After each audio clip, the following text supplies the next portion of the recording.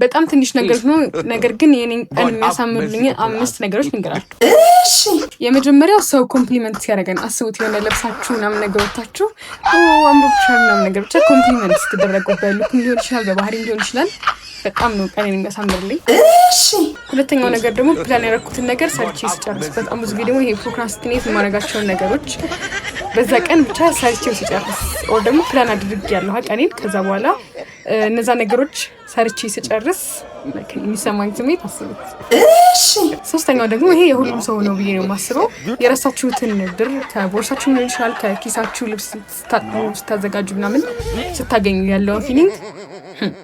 እሺ አራተኛው ደግሞ ሰው ስለኔ የሆነ ሊትል የሆኑ ዲቴይሎችን ስለኔ ሲያስታውስ፣ ስሞል ቲንግሶች በጣም ትንሽ ነገሮችን ስለኔ ሲያስታውስ።